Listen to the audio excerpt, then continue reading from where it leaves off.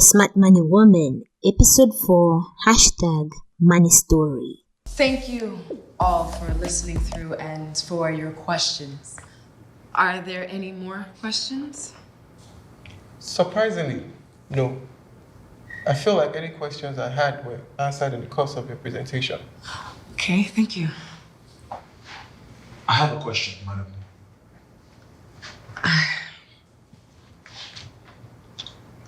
Have you done any independent evaluation on these developments, or are you just using other companies' information? Yes, I have. Actually, the information can be found in the documents I handed to you all in the beginning of this meeting.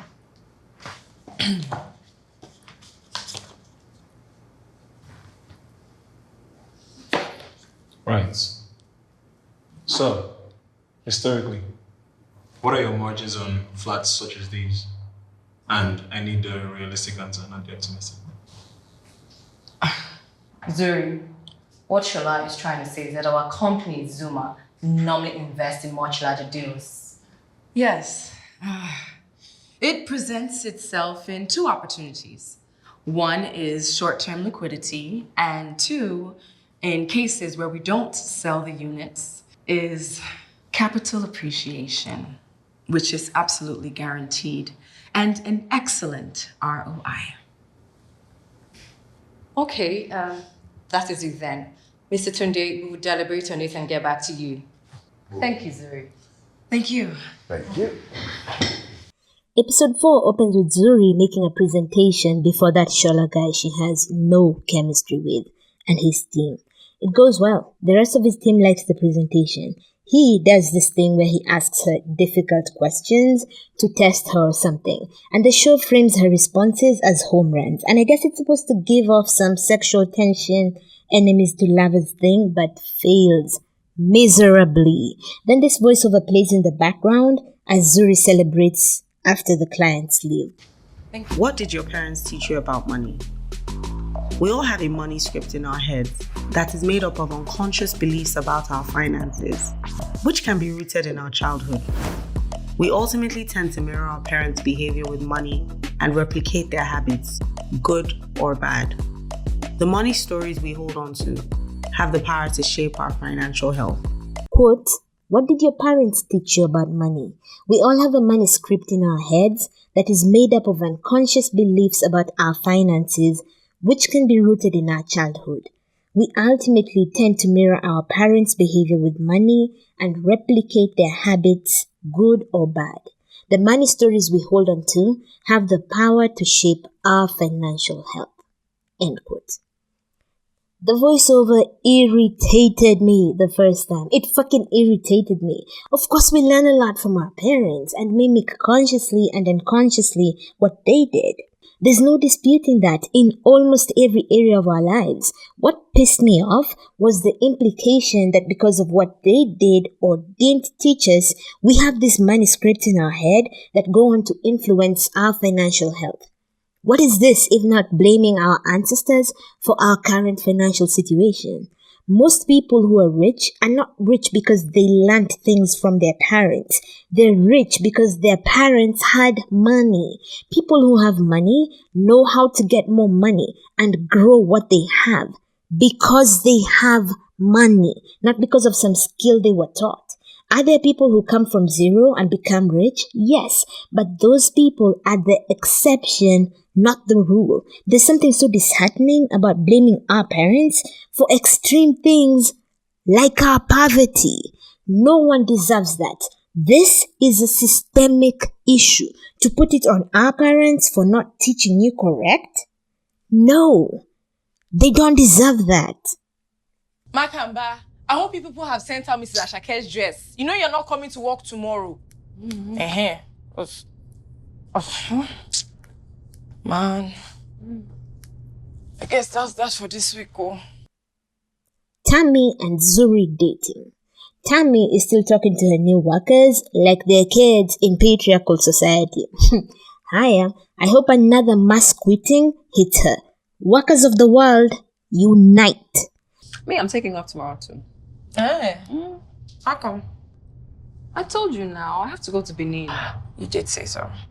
Please, let me see my mom with my own 2 eyes. Auntie Uwa is just telling me something, one thing or another. That your auntie is a character. Of which you know you owe me Jisha. Yes, I do. About the presentation, right? Yeah. Your girl killed it. Zuri is finally taking time off to go see her mother. She can now and still maintain her new work ethic because she's already fulfilled her work obligations. She gave that presentation and it went well, so now she can go see her mother, who almost died. That's the work ethic we should all be working towards. Fuck capitalism and all its apologists. Benin, here I come. Yeah, I'm on my way soon. Well, later in the day. My flight is for 6. Yeah. No, you don't have to worry. I'll probably take a Uber or a cab or something like that. Yeah, I'll be fine, don't worry. I can't wait to see you. Try and take it easy, okay? All right, bye, Mom. Bye.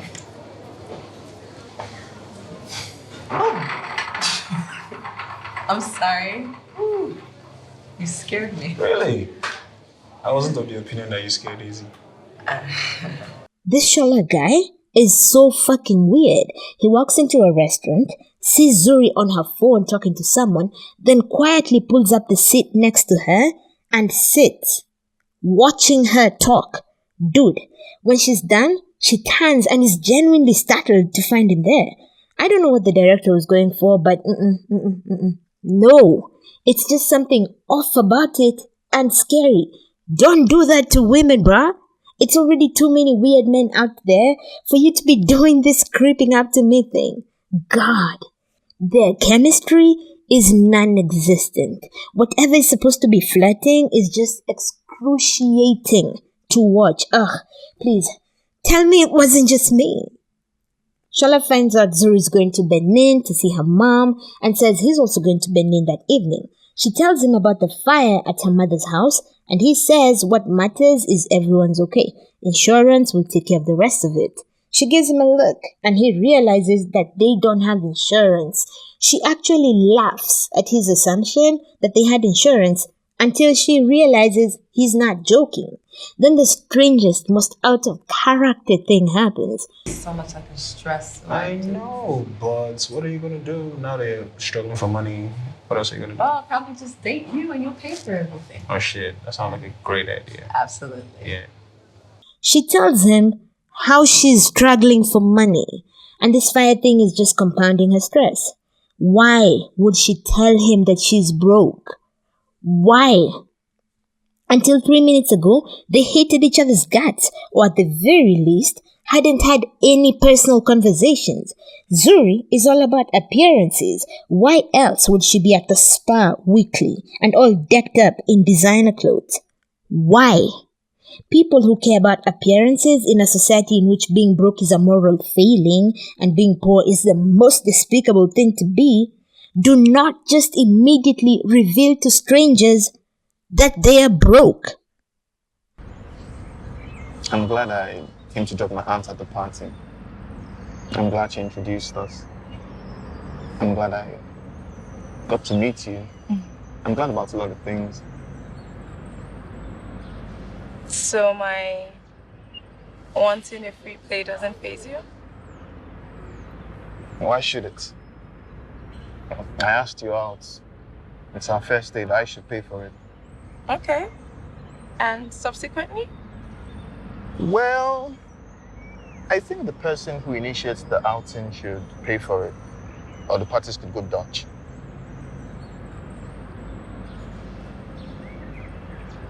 You disagree? I'm processing.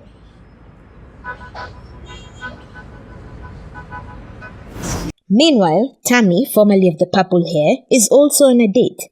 A blind date set up by this guy's aunt. They're going to see a play after dinner, and she asks him if the fact that she's in this for the free play doesn't faze him. He says no. He asked her out, and it's their first date, so he should pay for it. She asks him, and subsequently he says whoever initiates the outing should pay for it, or the parties could go Dutch. Her face when she hears him mirrors that of someone who just bit into the bitterest lemon ever. She's not having it, and he can tell. What exactly is the issue here? Does it not make sense if you ask someone out, male or female? Should you not pay? I'm so confused. Maybe it's my failure to understand this social mores that has led to years of singlehood. Please, who are we kidding? It's a lot of factors in play. I got problems, bruh. Anyway, I don't get it. Me? I'd have no problem with it. I ask you out, I'll pay for it. I initiated it. And if you ask me out, bitch, don't look at me when the check comes, and I better not hear the words Dutch come out your mouth. I could have helped out a little bit more. But I'm here. And what else are you doing tomorrow? Hope you are going to see that your friend that dropped you. That's friend. Okay, what friend? The only friend, actual friend, is Ifueko that I'm seeing tomorrow. Ifueko? Yes. She visits me every 2 weeks. And that's our Sareme boy. He better marry her if he knows what's good for him. Exactly. And you two, you should arrange to see that's your friend. You see, can I get the guy's number so I can call you on your behalf? More story. Zuri goes home. Zuri gets home, and apparently Shola drops her off, which gives her mother hope that Zuri will not bring shame to the family by being a spinster and a leftover woman. Zuri talks to her mom about insurance and how they'd have been better off if they had it.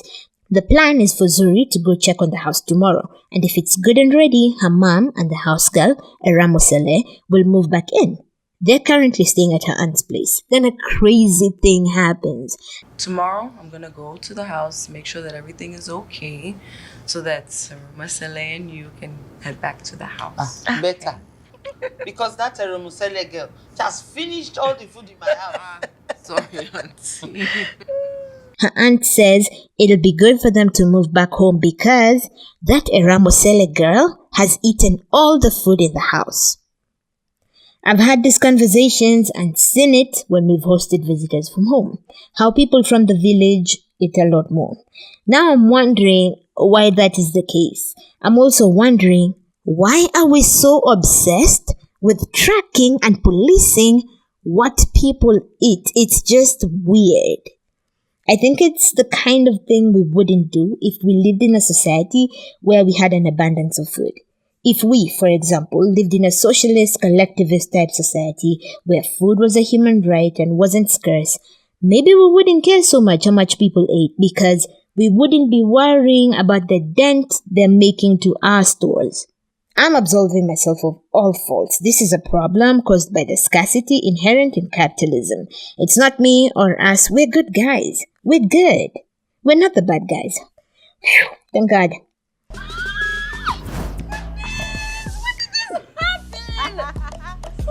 Last night. This is beautiful. Thank you. Thank you, Zuri. We were having dinner. Next thing, he brought out a ring. I don't know when I started shouting and crying. Wait. We laugh at those people. My sister, I can't lie. I don't know what possessed me. I mean, this would teach me never to laugh at people until I've been in that situation before. Oh my gosh. It's not be small thing, no. Do you know that you are living the life my mom prays for me all the time?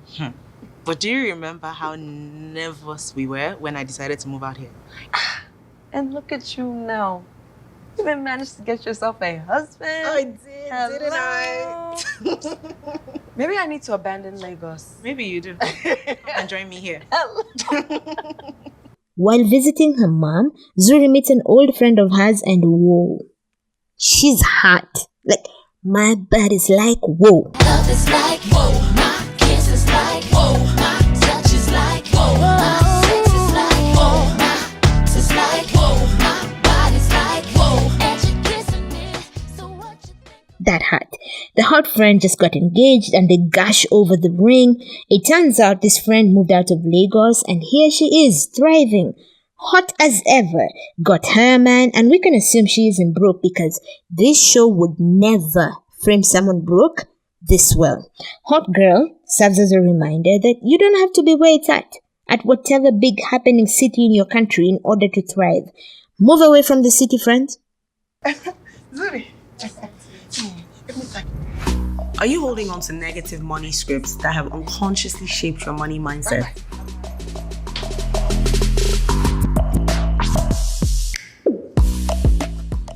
I don't want to hear him. Mommy, you're going to hear it. How much did you give her? Nothing big. She's my friend now. You know she needs help. Mommy, someone is always in need. Is it you that they'll always come and borrow from? I'm called to be my sister's keeper. Zuri, times are so hard.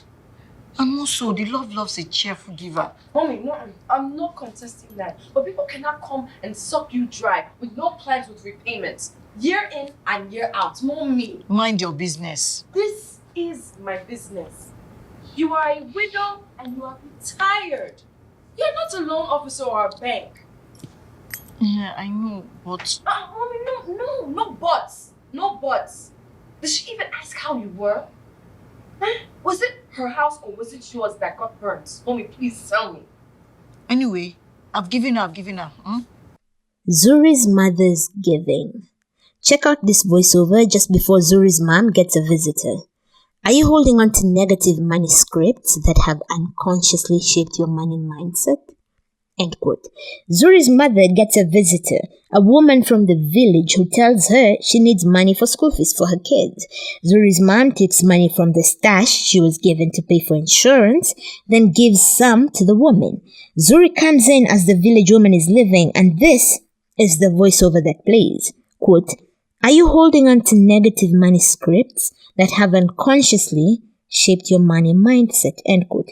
Zuri is upset with her mother for giving that woman money that was for insurance, and she makes it clear to her mother. Her mother says the woman needed help. Zuri says someone will always be in need, and are you the one they'll always come to? Her mother says she is called to be her sister's keeper and tells Zuri times are so hard. Zuri says even so, people can't come and suck her dry with no plans for repayment. It's just crazy to me the language this show uses when it comes to people helping people. People can't suck you dry. This is similar to how Lara described her family. Now, maybe I'm too close to it, seeing as how I'm more likely to be receiving the handout than giving one. And maybe I'm hella biased, but yo, maybe we don't say people are sucking others dry.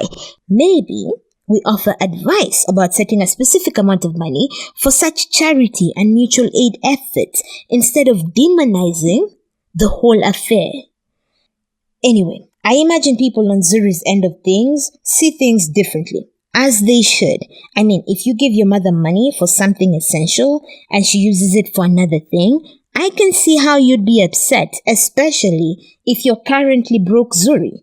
I can see how. Sucking you dry? Also, regarding the voiceover that played just before this scene, quote, are you holding on to negative money scripts that have unconsciously shaped your money mindset? End quote. Who is holding on to negative money scripts here? Is it Zuri's mother who's sharing with the less fortunate, or Zuri who's criticizing that? And what exactly is the negative money script in this case? Is it the impulse to give people who borrow you money? What's happening here? Are you holding on to negative money scripts that have unconsciously shaped your money mindset? Are you a money avoider who refuses to confront your financial situation, causing you to overspend or gamble to keep up? Woman works so hard and then she tries to help everyone, and at the end of the day has nothing to show for it. Mommy. Here's the voiceover that plays after. Quote, are you a money avoider who refuses to confront your money situation? Or are you a money worshipper who equates your self-worth to your net worth, causing you to overspend or gamble to keep up? End quote. First of all, why is this binary? Second, what in the gaslighting is this? This entire show is about accumulating wealth because that somehow shows you're smart. That is, it has some influence on your self-worth. Then it has the nerve to criticize you, call you a money worshipper if you equate your self-worth to your net worth. Stop it, Eresugu. Stop it. Wherever you are, stop it. Mommy. Mbozuri, you realize she's not that different from us, right? How do you mean? Look at it this way. We all spend on what we depend on to give us value. In your mom's generation, taking care of everyone, that's what gave them value. I mean, that's what gives her a sense of usefulness now. Okay, so then what does that have to do with... Wait now. You told me about your money troubles, Abby. Now, your mom spends money on what makes her feel good, which is helping others. While we spend money on living the baby girl lifestyle because that is what gives us value. I see what Are you're you trying getting to it? say. Exactly. Basically, the road that you take to avoid something is still the same road that will lead you there last. Different paths, same results. Different paths, same result. Zuri's hot friend. Zuri's hot friend comes in and Zuri decides to unload on her, talking about how her mother works so hard and has nothing to show for it, just giving and giving people. Then her friend says, you realize she's not that different from us. She says, we all spend on what we depend on to give us value. She says for her mom's generation, taking care of everyone was what gave them value. For Zuri and her generation, what gives them value is living the baby girl lifestyle. If there was ever an own goal, this is it. It is better, even desirable, to be Zuri's mom and broke than to be Zuri when she's broke and when she has money. Any day, it is better to be the person who derives value from helping others than from some bullshit like living the baby girl lifestyle. The way Engaged Girl emphasizes that the older generation wanted to take care of everyone. In your mom's generation, taking care of everyone, that's what gave them value. As if it's a character flaw or a weakness to want everyone to be alright. Are they suggesting that we shouldn't care about everyone? That we should be content to let other people just slip into the cracks? Do you constantly sabotage your financial success by setting yourself on fire to keep others warm? Write a new money script. Commit to a new money story that reinforces positive beliefs and can help enhance your financial health. Then this fucked up voiceover comes on. Quote, do you constantly sabotage your financial success by setting yourself on fire to keep others warm? Write a new manuscript. Commit to a new money story that reinforces positive beliefs that will help enhance your financial health. End quote. That's how these motherfuckers want to frame denying yourself something small so that you can give to others. These people are nuts. They are nuts and they're wicked. Setting yourself on fire to keep others warm implies destroying yourself, literally annihilating yourself. Zuri's mother lives well. She lives well. She has a good house, a great house. She gets money from her pension and her 3 children, who are all doing well. Because of that, she sets some aside to help the needy people around her. So now, we're supposed to feel sorry for her and view her as someone who's setting herself on fire to keep others warm. What is wrong with these neoliberal fuckers? We're supposed to view helping others on the same wavelength as pursuing a baby girl lifestyle? What kind of idiocy is this? Jesus Christ, what is this? She helps people and she still keeps herself alive, takes care of herself. That is not setting yourself on fire to keep others warm. Stop bastardizing that expression. Aressa, stop this thing that you're doing. Stop it. Thomas Sankara, my absolute fave, when talking about the exploitative economic system, said a few people can drink champagne or everyone can get a chance to drink water. Zuri's mother may be denying herself champagne, but she's making sure everyone gets to drink some safe water. Zuri and her fucked up generation, according to this show, want that baby girl lifestyle. They want champagne for a few and fuck the rest. You know what? Fuck them. Fuck everybody who wants champagne for the few instead of clean drinking water for all.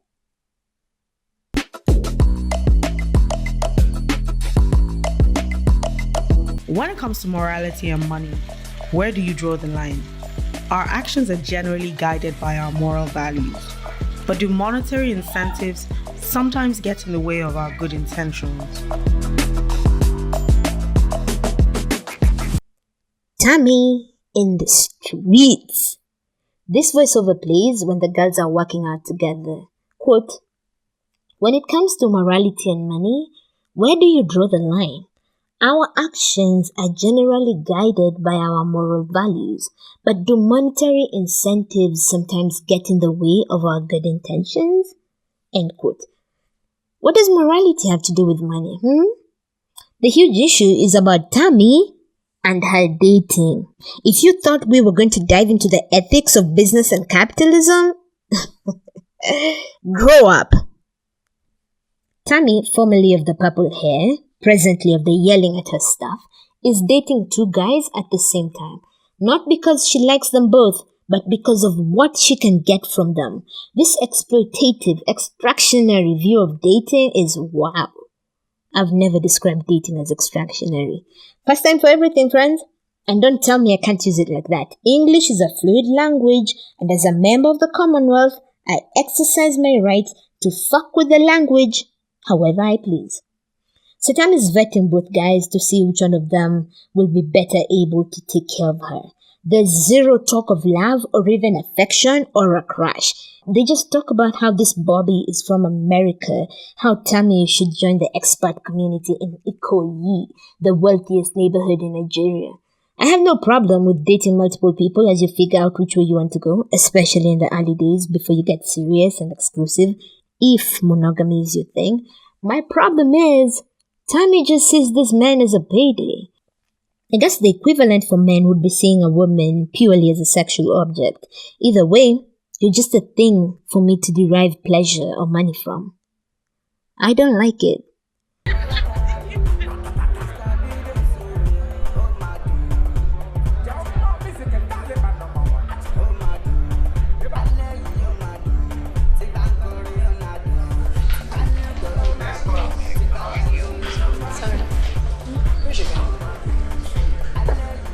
Are you telling me that you didn't make sure this your Bobby guy was here before you brought us here?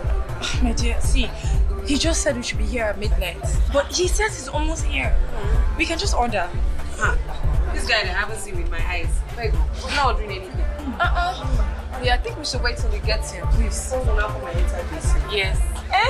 Ladu, you too? Wow. But last, if Bobby does not show, we'll just call your husband. No, because this money is for me, myself, and everything we need. Okay. Tammy and Bobby. The girls go to the club ready to meet this Bobby guy Tammy is seeing. Bobby's late, so the girls talk about whether to get drinks or not. Because Bobby invited them out, the bill is on him. The girls decide not to order until they see the mythical Bobby. And I'm just like, you guys have proper money and you won't even buy yourselves drinks at a club? What is this bullshit? Jesus Christ, just buy yourself a drink. It's not that deep. Good God, these girls are so embarrassing. I can't. This DJ is not bad at all.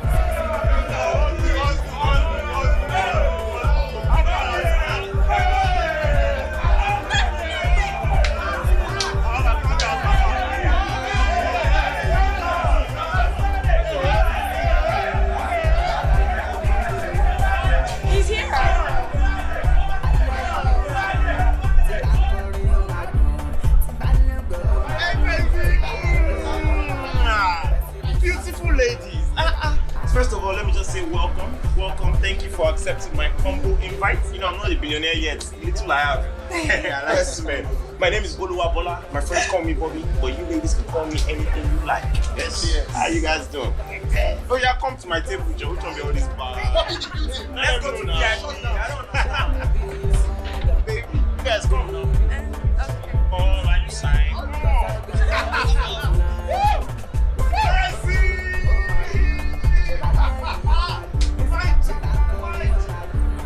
Brianna, Mama, see, scatter this place, okay? Give everybody in the VIP section a bottle of champagne. Tell them BOB, based on Bobby. Based on. Eventually, Bobby gets there, and friends, Bobby is just one big red flag. The way he walks into the club with all that pomp, surrounded by men. The way he touches Zuri and pulls her off the seat with his hand on her lower back. Red flag. The way he introduces himself as not a billionaire yet. Fuck you and your millions. The way Tammy dances for him and he sprinkles cash on her.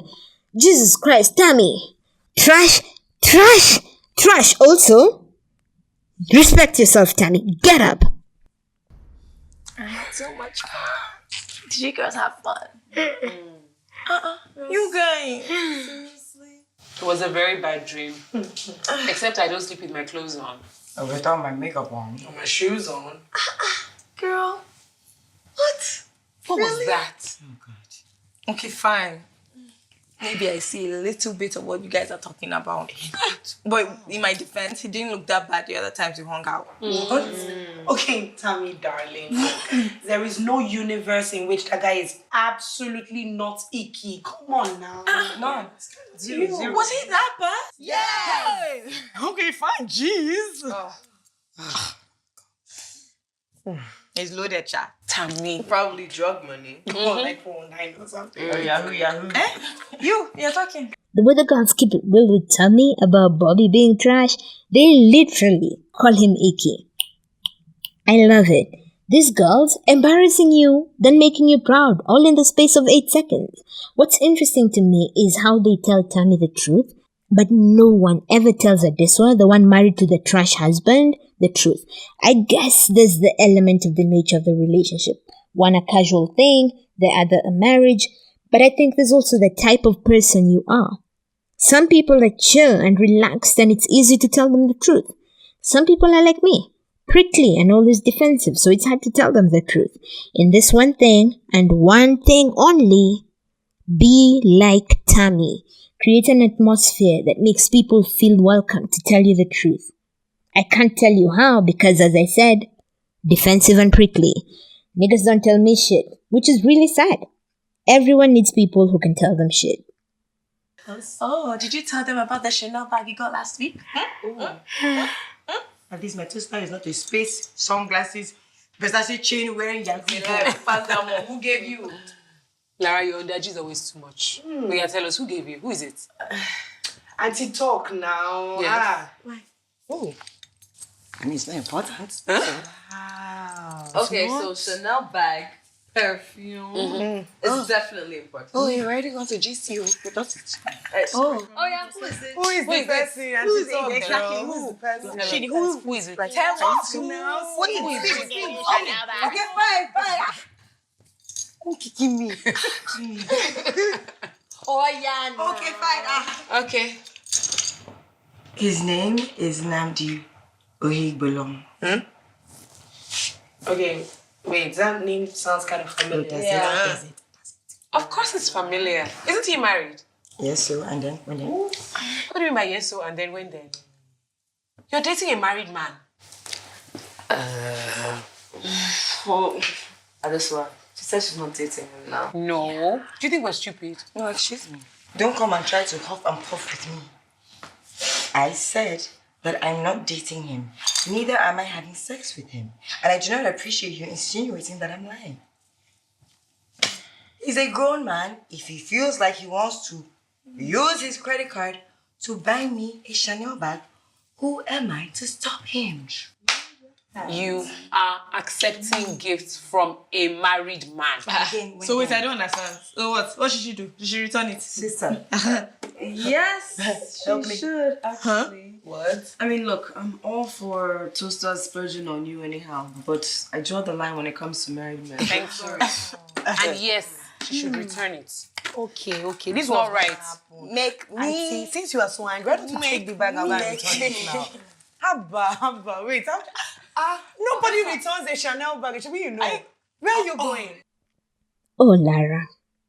Lara, the stupid brother who wants to be a footballer, is messing around with a married man. She says they ain't doing shit, but that motherfucker is buying her designer bags, perfume, and other shit. Ew! Adesso gets pissed and leaves. She knows firsthand what that other woman is going through. Lara says he's a grown man. If he wants to buy her shit, she's not saying no. Zuri says she wouldn't take gifts from a married man, but overall, the girls just don't get Adeswa's side, making light of it all, which only pisses her off more. I wonder why women do this. Men are trash, just trash. But I wonder how women can stand men like that. Men who are cheating on their wives, disrespecting them, hurting them, breaking promises. How is such a man not repulsive to you? Truly, how? If he's not repulsive to you, babe, that says something about you. I lost respect for Lara after the scene. Just, ew.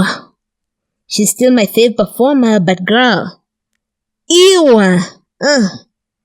Okay, so not that I mind, but how come you're asking me to accompany you for this? Don't you usually ask Adesua? You two are always trying to form professional women, aren't you? Look at you. Do you know how surprised I was when I asked you and you actually said yes? You that you're always forming, oh, I can't leave my precious queen. Sweetie, it's a jungle out there. You know now. Ha. Okay. Judging you. Wow. Fine, George. Anyway, Adesua is Casey. Apparently she has a new case and she is very swamped. Okay, so what was with the air quotes? What's that about? Because I know her, okay, and she's forming busy. She's not really swamped, she's avoiding me. She's still angry about that whole married man buying me a gift thing. Can you imagine? Like, I don't understand. Is it my fault that the married man has a crush on me? A crush that I didn't ask for? Does that not make any sense? Lara, not all crushes end in designer bags and gifts. You know this, right? I don't know that. Sorry, they do for me. Oh, wow. Sorry, it's not my fault they can't resist all this fabulousness. Okay. Really, you don't know why Adesua is being touchy about a married man buying another woman that is not his wife gifts? Look, Lara, we know Adesua puts up this front of a perfect marriage, but we've all heard this just about Soji, you know. Okay, jump and pass, please, and thank you. Wow. Okay. Lara apparently still doesn't get why Adesua is touchy and upset about her and the married man. Like, babe, it's not that complex. Everyone knows Soji's banging everything that will let him. Everyone knows. You cannot be this callous with your friend. You can't. Not while being a good friend. Once again, I'm asking, why are women not afraid of taking things from men? Like, why aren't they afraid? Worse, married men. Tammy's also here asking for money from her two boyfriends. Why are you people not afraid of men? I'm confused. So confused. Like, we're talking about people who buy you a drink and decide that means consent. And you're out here just taking shit from that. Hiya. Well, speaking of stress, I'm looking for money to grow my business. So, in fact, I already told Andrew and Bobby about it. Bobby, again. Please. Yes, it is. Wait, so. Allah.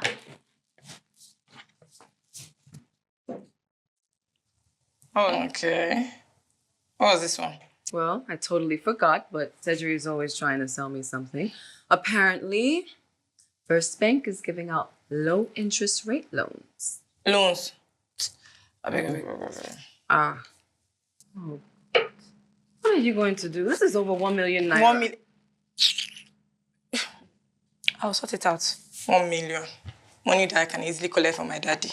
Or better still, Andrew or Bobby could come through. Tell me. You never pay back money that you borrow from your dad, which is probably why your business is not growing. Now, if you have responsibilities like loans or grant repayments, then maybe you'll be held accountable. Look at you. Actually becoming a bona fide business guru. I'm so proud. Let them know. Pop, pop, pop. Well, seriously, you need to get yourself together. This is not it. It's First Bank, my dear. Lies about loans.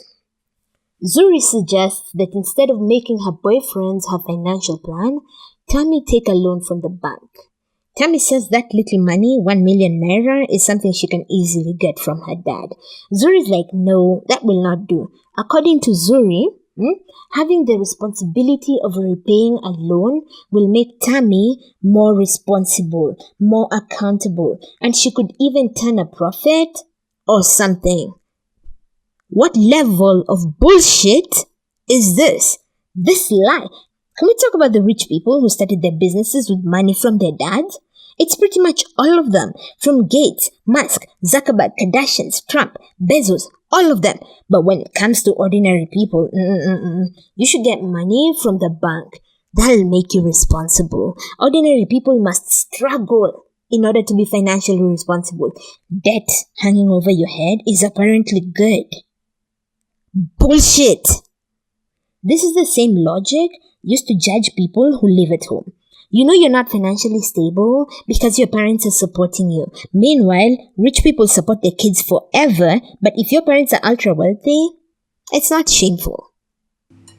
You're home early. Yes. I thought I'll come home early and make us something nice to eat. You know, it's been a while we ate together. Just us two. So sit down. Really tired. I know. Actually, I have another reason for this. Celebrate your contract signing. How did it go? Babe, it didn't go as planned. Oh. It's so frustrating. The deal fell through at the last minute. Again? How? What's the meaning of that? What do you mean again? Oh, because it's Soji, it will fail, Abby. No, I know I've been skeptical, but not in this way. And I know you've been working very hard, and things have not been going well. But it's okay. Don't despair. Let's just forge ahead.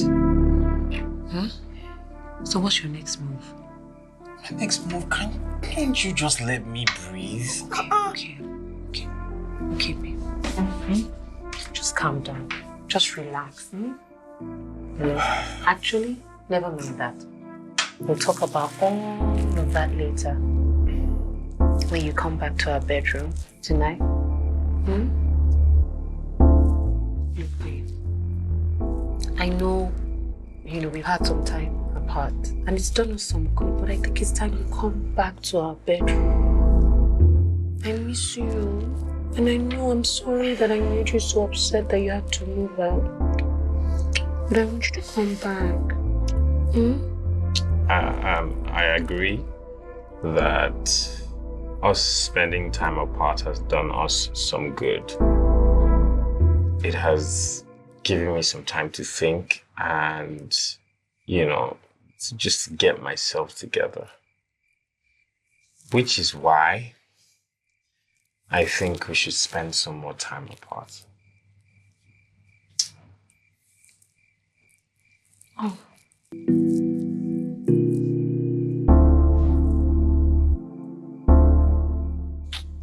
I'm going to go inside and freshen up.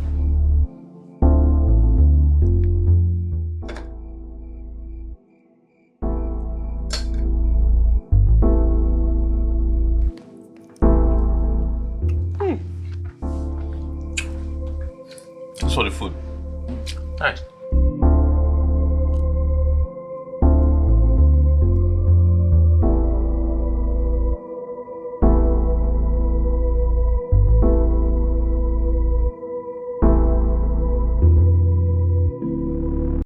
Back to Adeswa.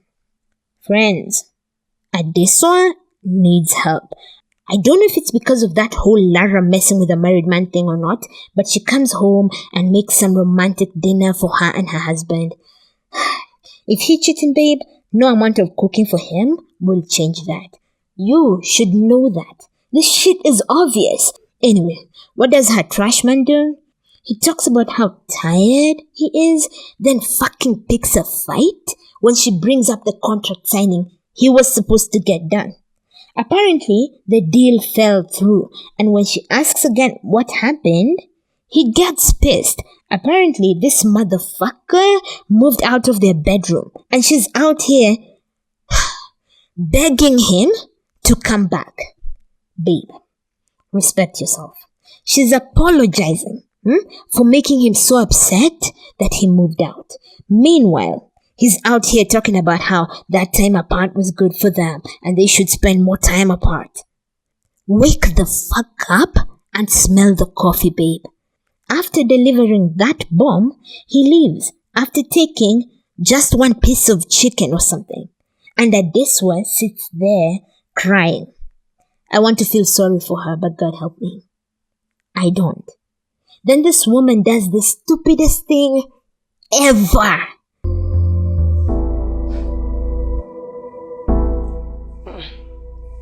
This won't do. Look, babe, no, you can't say that. Look, I miss you like crazy. Maybe we should get away together? Okay. Let me surprise you. Aww, I love you more.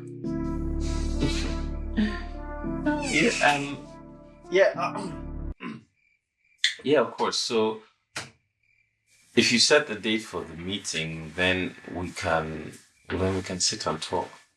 Of course, I'll give you a call tomorrow. All right. Good night. Thanks. Another gig? You know, I told you that being here gives me the clarity to think. Yeah, I mean, I'm not going to stop arranging to make you and SJ comfortable. Oh, so if Mohammed will not go to the mountain will come to Muhammad.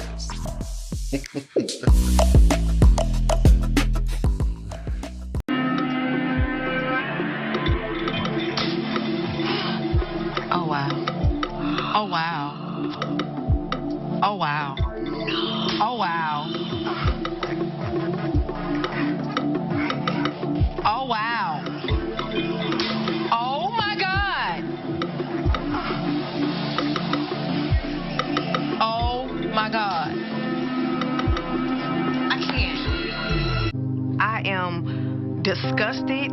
Soji's on the phone talking to some woman, telling her how he's missed her, how they should get away together. He quickly pretends it's a deal, then hangs up when Adeswa walks in.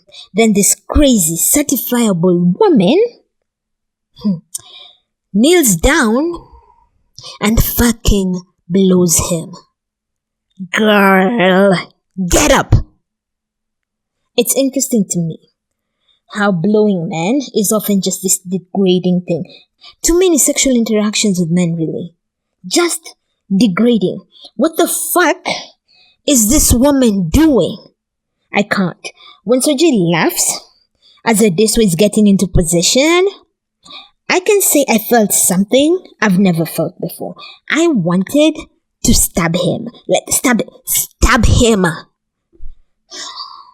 This show is bringing out the worst in me. Thank God we only have 3 episodes to go. If you have to blow a dude to save your marriage, that shit ain't worth saving. Let it fucking burn. Let it fucking burn. Let it burn. Until next time, guys. Remember who you are. Love life. Love people. Stay limited. Bye.